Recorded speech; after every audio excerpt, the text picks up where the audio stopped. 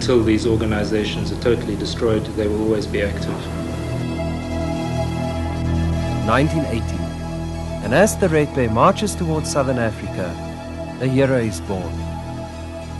He was Captain Craig Williamson, known as the Super Spy, a security policeman who infiltrated and spied on the ANC in Europe.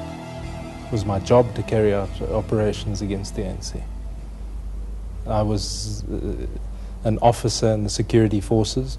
The security forces, I was in a particular section, the role of which was to carry out counter-revolutionary actions against the ANC and other organizations. I did my job. Craig Williamson did his job well. His victims are scattered across the subcontinent.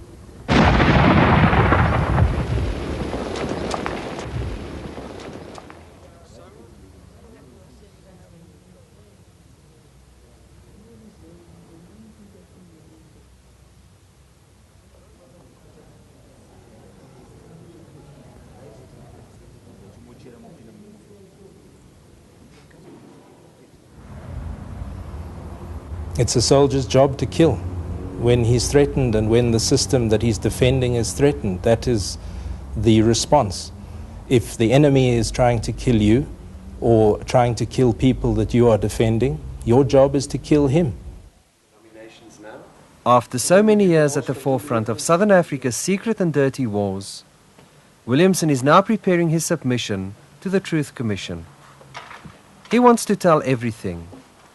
We interviewed him a while ago in the presence of his lawyer. Williamson wouldn't answer any questions about operations he conducted.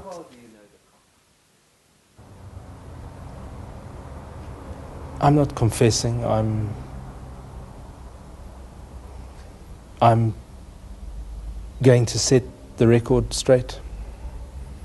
We're going to talk about what happened and why it happened. Well, everybody's got a simple choice to make. You either go or you don't.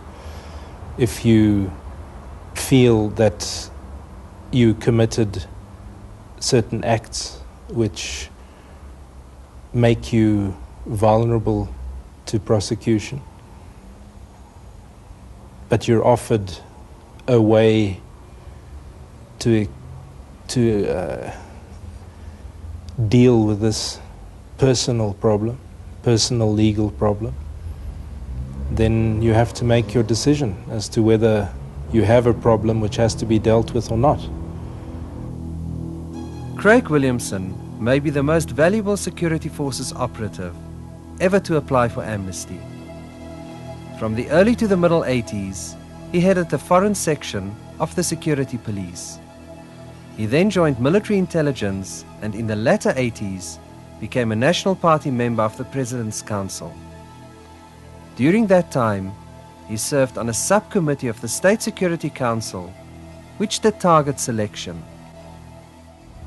If we're talking now about target selection, we're talking about operations, military operations like the operations in Maseru, Maputo, Gaborone. These were full-scale military operations approved by the State Security Council, approved by the President, approved on top level, carried out totally overtly.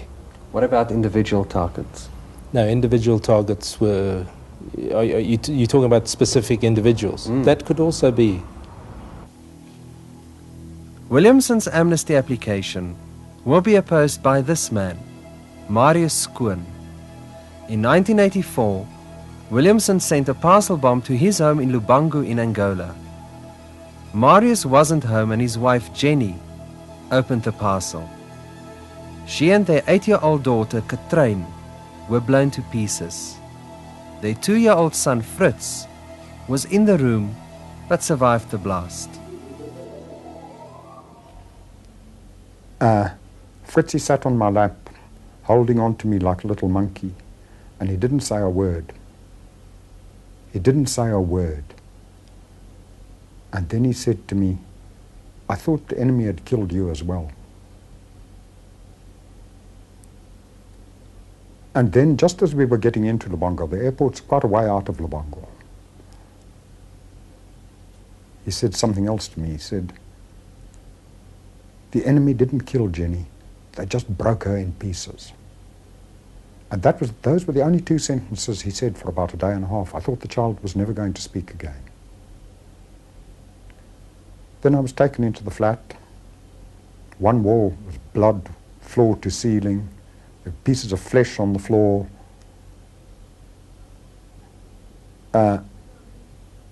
It was not at all a pleasant sight. Who knew about the operations you conducted?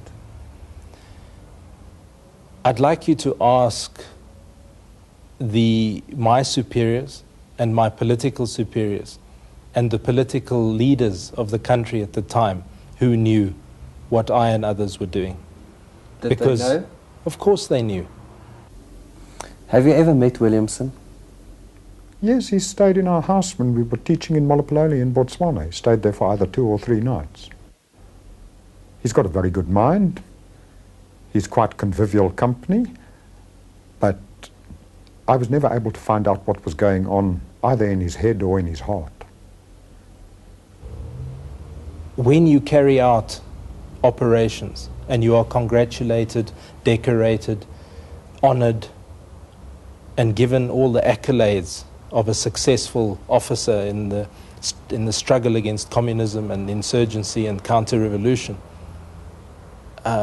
you believe that the people who are honoring you know what you did to be honored for. The way I would like to see Williamson best is through the sights of Naikei. I'll also see him in the courtroom when we bring the civil action. I will decide whether when we oppose the amnesty hearing, whether I will be present when he gives evidence. I think part of healing ourselves will be to admit what we did to each other. And that's not only what we did to the ANC, it's what the ANC did to other people.